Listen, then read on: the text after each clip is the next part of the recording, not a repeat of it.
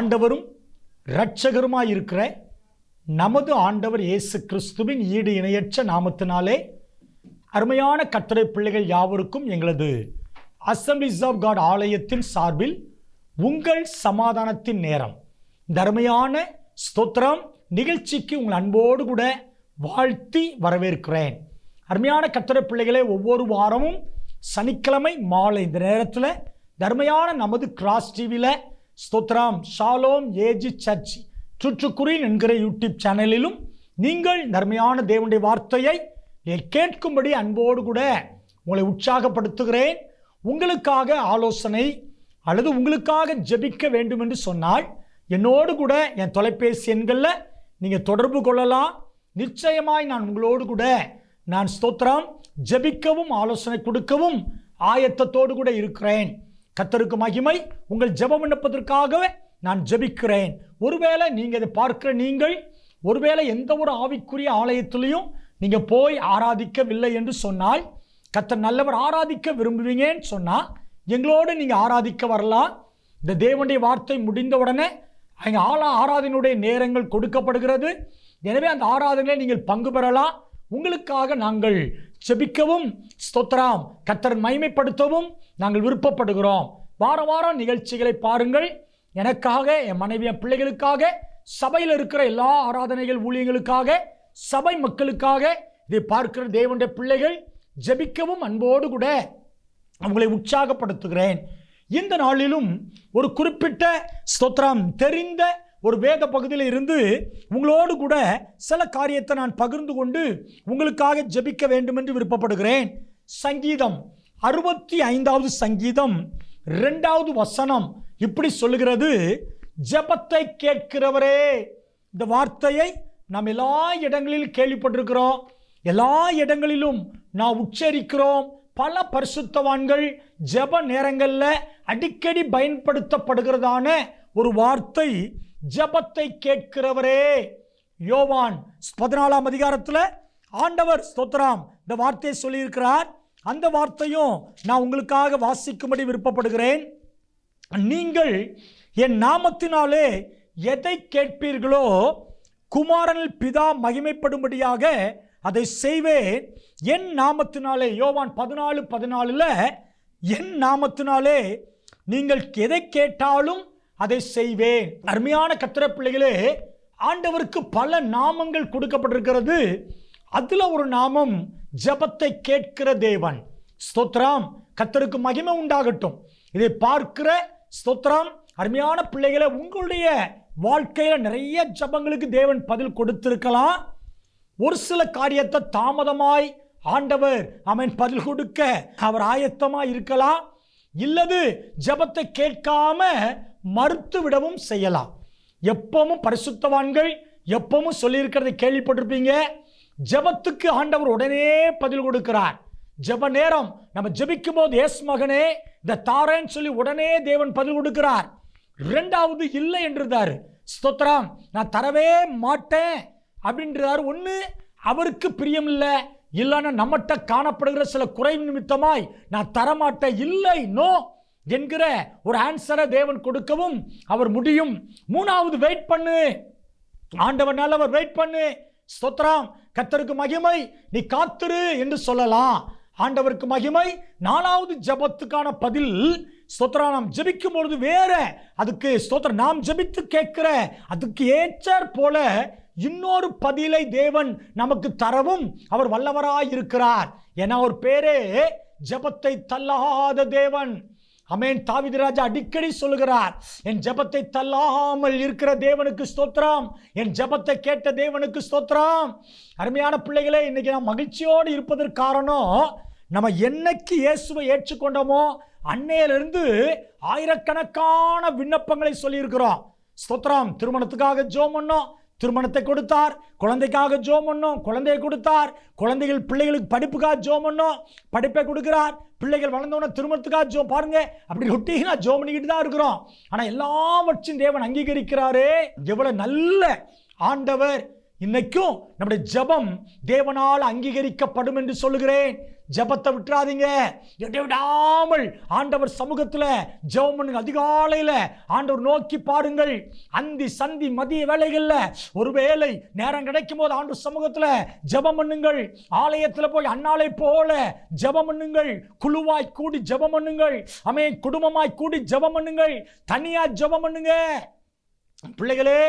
ஏன்னா ஜெபம் ஆண்டவர் சமூகத்தில் அது அங்கீகரிக்கப்படுகிற ஒன்றாய் இருக்கிறது. அதுக்கான பதிலை தேவன் நிச்சயமாய் தருவார்.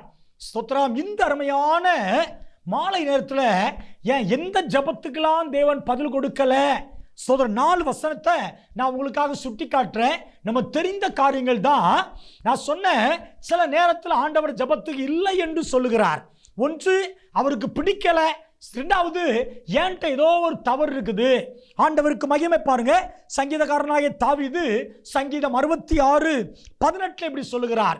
என் இருதயத்தில் அக்கிரம சிந்தை கொண்டிருப்பேன், ஆனால் ஆண்டவர் என் ஜெபத்துக்கு செவிகொடார். இருதயம் அக்கிரமத்தினால நிறைந்திருந்தால், ஸ்தோத்திரம், இப்படி சொல்லுகிறேன், தவறான காரியத்தினாலே இருதயம் நிறைஞ்சிருந்தா, மற்றவங்களை குறித்து பார்வை தவறா, மற்றவங்களை குறித்து பேசுகிறது தவறா, மற்றவங்க மேல அவன் பழியாய் சுமத்துவது, தேவையில்லாத பழி சுமத்துவது காரியத்தோடு கூட, அக்கிரம சிந்தையோடு கூட நம்ம இப்படிலாம் சொல்றத பரிசுத்தவான்னு சொல்ற கேள்விப்பட்டிருப்போம். பார்க்கும் போது நல்லா ஸ்தோத்திரம் பண்றாங்க. ஆனா பின்னால போய் இவனா இவளா இன்னும் இப்படி இருக்கிறானே. தாவீதே சொல்லுகிறார், என்னை பார்க்க வர்றவன் என் நல்லா பேசுறாங்க, ஆனா முகத்துக்கு பின்பாக வித்தியாசமாக பேசுறான். அக்கிரம சிந்தை. ஆண்டவர் நல்லவர். இவன் எப்போ பேரு கெட்டு போயிடும், இவன் எப்போ அழிஞ்சு போவான், இவன் எப்போ பிசினஸை விட்டு ஓடுவான், எப்போ இவன் வாழ்க்கை முடியும். அருமையான பிள்ளைகளே, அக்கிரம சிந்தை இல்லாத ஒரு ஜெபம். எங்க தலைமை பாஸ்டர் மோகன் அவர்கள் இந்த காரியத்தை ஒரு தடவை சொன்னாங்க. அவர்கள் ஒரு ஊழியக்காரரோடு கூட கொஞ்சம் மனக்கசப்போடு ஆமென் ஸ்தோத்திரம் பேசியிருக்கிறாங்க. ஆண்டவர் ஸ்தோத்திரம். அந்த ஊழியக்காரனும் பாஸ்டர்கிட்ட கொஞ்சம் காரச்சாரம் பாஸ்டர் கொஞ்சம் ஒரு காரியத்துக்காக பேசிட்டு அந்த மனதில் அந்த கசப்பை வச்சுட்டு ஆண்டவர் அறைக்கு போனாங்களா. பாஸ்டர் அவர்களே ஊழியக்காரர்களுக்கு சொன்னதான வார்த்தை. அப்போ ஆண்டோட ஜெபம் பண்ணும்போது இவங்க ஜெபிக்கவே மனசு வரலையா. அப்போ ஆண்டவர் பிரசனத்தையே உணர முடியலையா. பாஸ்டர் மோகன் அவர்கள் அவன் ஜெபத்தின் தலைவர், எல்லாம் ஜெபிக்கிற தேவனுடைய மனிதன். பாருங்களேன் ஸ்தோத்திரம். ஆண்டவர் சொன்னாரா, மகனே, அந்த ஊழியக்காரன் ஒருவேளை தவறு பண்ணிட்டான், சில காரியம் பேசிட்டான், நீனும் பேசின, ஆனால் அந்த கசப்பை உன் இதயத்தில் வச்சுட்டு எப்படி நீ ஜெபிக்க வரலாம்? உடனே நீ அந்த கசப்பெல்லாம் எடுத்து போடு. ஸ்தோத்திரம். நீ ஃபோன் பண்ணி இந்த ஊழியக்கார மன்னிப்பு கேள் அப்படின்னாராம். அவர் சாதாரண ஒரு சின்ன ஊழியக்காரர். பாஸ்டர் மோகன் ஆண்டவரில் பெரிய தேவனுடைய மனிதன் அல்லவா. உடனே அவர் செல் எடுத்து இந்த ஊழியக்காரர் பேசி, சகோதரா நீ மன்னிச்சுக்கோங்க, கசப்பு என் இதயத்திலிருந்து எடுத்து போடுறேன்னு எடுத்து போட்ட உடனே ஒரு மன அமைதி வந்துச்சான். ஜெபம் பண்ணாராம். அவ்வளோ பெரிய தேவனுடைய மனுஷன் இந்த ஊழியக்காரங்க சொன்னார். பிள்ளைகளே, யோசித்து பாருங்களேன். நம்ம அக்கிரம சிந்தையோடு, மன்னிக்காத தன்மையோடு கூட கசப்பை வச்சுக்கிட்டு குடும்ப அங்கத்தினர் மேலே கசப்பு, வைராக்கியம் இதெல்லாம் வச்சுக்கிட்டு நம்ம ஆண்டவர்கிட்ட போனால் நம்ம ஜெபத்தை கர்த்தர் கேட்க மாட்டார். ஆமென் ஸ்தோத்திரம். பாவிகளுக்கு தேவன் செவி கொடுப்பதில்லை என்று சொல்லியிருக்கிறாரே. ரெண்டாவது, ஜெபிக்கிறேன், உபவாசிக்கிறேன், ஊழியக்காரர் சொல்றேன், ஆனா என் ஜெபம் கேட்கப்படல. பாருங்களேன், யாக்கோபு 4:3 ஒரு காரியம் சொல்லப்பட்டிருக்கிறது. பாருங்களேன், ஆண்டவருக்கு நல்லவர், நீங்கள் விண்ணப்பம் பண்ணியும் உங்கள் இச்சைகள் நிறைவேறும்படி செலவழிக்க வேண்டும் என்று தகாத விதமாய் விண்ணப்பம் பண்ணுகிறபடினால் பெற்றுக்கொள்ளாமல் இருக்கிறீர்கள். உன் விண்ணப்பம் உன் இச்சை நிறைவேறதற்காக நீ விண்ணப்பம் பண்ற, உன் ஆசை நிறைவேறணும் விண்ணப்பம் பண்ற, அதனால நீங்க பெற்றுக்கொள்ள மாட்டீங்க. Selfish prayer. ஆண்டவர் நல்லவர், அதான் என் சித்தத்தின்படி அப்படின்னு ஆண்டவர் வார்த்தையை சொல்லியிருக்கிறாரு. என்னுடைய மாம்ச விருப்பம் ஸ்தோத்திரம். ஆண்டவர் நல்லவர். அருமையான பிள்ளைகளை, எனக்கு வேதாமகத்தை பாடம் எடுத்த ஒரு போதகர் அவர்கள் இப்படி சொன்னாங்க. ஆண்டவருக்கு மகிமை உண்டாகட்டும். ஒரு சகோதரன் ஸ்தோத்திரம் ஒரு குறிப்பிட்ட ஒரு இடத்துல ஒரு சகோதரியை காதலிச்சிருக்கிறார். ஜெபம் பண்ணியிருக்கிறார். ஸ்தோத்திரம். பாஸ்டர்ட்ட ஆலோசனைக்காய் கேட்டிருக்கிறார். அப்போ அந்த ஊழியக்காரர் மகனே ஸ்தோத்திரம், ஆமென். ஒருவேளை அந்த சகோதரியுடைய படிப்பு, குடும்ப சூழ்நிலை எல்லாம் வித்தியாசம், நீ ஜெபம் பண்ணு, நானும் ஜெபம் பண்றேன். ஆனா ஸ்தோத்திரம், கர்த்தர் சித்தமான இல்ல பாஸ்டர், நான் ஜெபம் பண்ண முதலாம் கர்த்தர் தான் அந்த சகோதரியை கண்ணு முன்னால காட்டுறாருன்னு சொல்லி ரொம்ப வைராக்கியமா ஃபேமிலியோட வந்து ஸ்தோத்திரம் பேசி முடிச்சு, திருமணம் முடிஞ்சு சில மாதங்கள் முடிச்ச உடனே ஒரு நாள் காலையிலே பாஸ்டர் பார்க்க வந்தாராம். பார்க்க வந்தா மூஞ்செல்லாம் கோரையா வீங்கி அங்கங்கே ஸ்தோத்திரம் அடிபட்ட மாதிரி வந்திருக்கிறார். பாஸ்டர் கேட்டிருக்கிறாங்க, தம்பி கீழே வண்டியில் விழுந்துட்டியா? இல்லை பாஸ்டர், ஸ்தோத்திரம், நீங்க திருமணம் முடிச்சு வச்சிங்கல்ல அந்த சகோதரி ஸ்தோத்திரம், எனக்கும் சகோதரிக்கும் வாக்குவாதம் சண்டை வந்துட்டு என்னை அடின்னு அடிச்சு வெளுத்துட்டா ஸ்தோத்திரம், அதான் உன்னை பார்க்க ஜெபிக்க வந்தேன். ஸ்தோத்திரம், யோசித்து பாருங்களேன். ஆண்ட ஊழியக்காரன் வேண்டாம், ஆமென். ஸ்தோத்திரம், இந்த சகோதரனுடைய விருப்பம், என் விருப்பத்தை நிறைவேற்றணும். அந்த பிள்ளை பார்க்க அழகா இருக்கா, ஏதோ இருக்குதா ஸ்தோத்திரம், ஆமென். சகாத விதமாய் ஆமென் கண்டது காட்சி, கொண்டதே கோலம். ஆண்டவனால இதைத்தான் வேணும். பொதுவா நான் சொல்றேன், ஒரு காரியத்தை ஆண்டவர் டாப்படியா கேட்டீங்கன்னா நிச்சயமா தேவன் தருவார். ஆனால் அதற்கான பின்விளைவு உங்களுடையதான். ஆண்டவருக்கு மகிமை. சும்மா சாதாரணமா சொல்லுகிறேன், கர்த்தருக்கு மகிமை. ஒரு பெரிய ஒரு கார் வேணும்னு கேட்டீங்கன்னா, அப்படியா கேட்டீங்கன்னா, ஒருவேளை கர்த்தர்ட்ட போராடி ஜெபிக்கும் போது ஒருவேளை கொடுத்துடலாம். ஸ்தோத்திரம். அதனால பின் விளைவுகள், அதுக்காக வருகிற சில காரியத்தை பொறுப்பு நீங்க தான் எடுக்கணும். சைக்கிள் ஓட்டுற பையன்ட்ட கொண்டு டூ வீலர் கொடுத்தா ஓட்ட முடியுமா? ஆண்டவருக்கு தெரியும் எந்த நேரத்தில் என்ன தரணும் தெரியும். எனவே ஸ்தோத்திரம், உங்க ஜெபம் தேவனுக்கு சித்தமா, பிரியமா, இது எனக்கு தேவைதானா? ஸ்தோத்திரம், அப்படிப்பட்ட ஜெபமாய் என் ஜெபம் இருப்பதாக. பிள்ளைகளே, ஆண்டவருக்கு மகிமை உண்டாகட்டும். அக்கிரம சிந்தியோடு மன்னிக்காம வைராக்கியம் நிறைந்த ஸ்தோத்திரம் ஆட்கள் மேல வைராக்கியத்தோடு ஜெப அறைக்கு போக வேண்டாம். ரெண்டாவது, என் ஆசைய ஸ்தோத்திரம் நிறைவேற்றணும், என் விருப்பம் ஆண்டவர் கண்டிப்பா நிறைவேற்றிதான் ஆகணும் என்றும் அவன் ஆண்டோட போக வேண்டாம். அப்பா தான் ஆசைப்படுறப்பா, திருமண காரியமோ, குழந்தை காரியமோ, வேலையோ, மேல் படிப்போ, அப்பா நான் ஆசைப்படுறேன், ஆனாலும் நீங்க இதை தந்தா எனக்கு தந்துருங்கப்பான்னு கேட்டு பாருங்க. ஒருவேளை நீங்க விரும்பினதே தேவன் தரலாம், இல்லைன்னா அது உனக்கு பின்காலத்தில் அது பிரயோஜனப்படாது என்று தராமல் கூட கர்த்தர் மாற்றிடலாம். பிள்ளைகளே, கவலைப்படாதீங்க. மூணாவது ஜெபத்தை நீதிமொழிகள்ல சாலமோன் ராஜா இப்படி சொல்லியிருக்கிறார். 28 நீதிமொழிகள் 28ஆம் அதிகாரம் அதனுடைய 9வது வசனத்தை நான் வாசிக்கிறேன். நம்மளுக்கு தெரிந்ததான ஒரு வேத வசனம் தான். நீதிமொழிகள் 28ஆம் அதிகாரம் அதனுடைய 9வது வசனம். வேதத்தை கேளாதபடி ஸ்தோத்திரம், ஆமென், வேதத்தை கேளாதபடி தன் செவியை விளக்குடைய ஜெபம் அருவருப்பானது. பிள்ளைகளே, மூணாவது, என் ஜெபத்தை கேட்கிற ஆண்டவர் ஏன் என் ஜெபத்தை விருப்பப்பட மாட்டேங்கிறார்? நான் வேதத்தை வாசிக்கவோ, வேதத்தை நேசிக்கவோ, வேதத்தை கேட்கவோ நான் பிரியப்பட மாட்டேங்கிறேன். ஜெபிக்க கேட்கிறேன். ஊழியக்காரங்க ஜெபிக்கணும், அவங்க ஜெபிக்கணும், இவங்க ஃபோன் மூலம் ஜெபம் பண்ணுங்க பாஸ்டர், உபவாசம் பண்ணி ஜெபம் பண்ணுங்க ஊழியக்காரனே சொல்றது நல்லது. நீனும் ஜெபம் பண்றீங்க, ஆனா வேதத்தை ரொட்டீனா வாசிக்கிறீங்களா? வேதத்தை கை கொள்றீங்களா? வேதம் போதிக்கப்படும் போது உங்க சபையில வேத பாட ஆராதனையில பங்கு பெறீங்களா? ஞாயிற்றுக்கிழமை வேதத்தை கேட்கறதுக்கு நீங்க இருக்கிறீங்களா? ஸ்தோத்திரம், தேவனுடைய மனிதர்கள் பேசுற வார்த்தையெல்லாம் கேட்கிறீங்களா? ஆண்டவன் நல்லவர். சில கேட்கறதுக்கு விருப்பமே இருக்காது. அவங்க தான் சொல்லுவாங்களாண்டி சொல்ற ஆலோசனையோ கேட்க மாட்டாங்க. வேதத்தை கேளாதபடி, வேதத்தை வாசிக்காம, வேதத்து கீழ்ப்படியாம, வேத வசனத்தையே பிரசங்கம் பண்ற பிரசங்கத்தை கேட்காம, சரி நானும் போதகர் தானே, சில ஆட்களை பார்த்துருக்கிறேன், நம்ம இங்க பிரசங்கம் பண்ணும் போது பின்னால் உட்காந்து தூங்குவாங்க. ஆண்டவன் நல்லவர். சில நேரங்களில் மார்க்கு போடுவாங்க, பாஸ்டர் இன்னைக்கு இவ்வளவுதான் பிரசங்கம் இப்படிதான் பண்றாரு அப்படின்னு மார்க்கு போன்ற கூட்டம். பாஸ்டர் இல்லைன்னா எத்தனை தடவை கையை தூக்கி அலையில சொல்றாரு, இல்லைன்னா ஏதோ ஒன்று சொல்றாரு. அதை குறித்த ஒரு கமாண்டு பரிகாசம். சில குடும்பத்தில் வீட்டில் உட்கார்ந்து பாஸ்டர் இன்னைக்கு பிரசங்கம் இப்படி பண்ணிட்டாரு, கமாண்ட் இல்லை.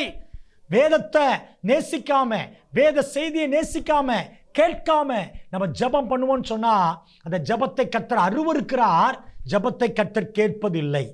நாலாவது ஒரு காரியத்தை சொல்லி நான் நிறைவு செய்கிறேன். ஏன் என் ஜெபம் கேட்கப்படுவது இல்லை? அருமையான பிள்ளைகளே, அதே நீதிமொழிகளில் சாலமோன் 1:28 ஸ்தோத்திரம், அப்பொழுது அவர்கள் என்னை நோக்கி கூப்பிடுவார்கள், நான் மறு உத்தரவு கொடுக்க மாட்டேன், அவர்கள் அதிகாலையில் என்னை தேடுவார்கள், என்னை கண்டடைய மாட்டாங்க. அதிகாலையெல்லாம் எந்திரிப்பான், முழங்கால் போடுவான், பாடுவான், அந்நிய பாஷை பேசுவான், ஜெபம் பண்ணுவான். நான் கேட்க மாட்டேன். ஏன் கேட்க மாட்டேன்?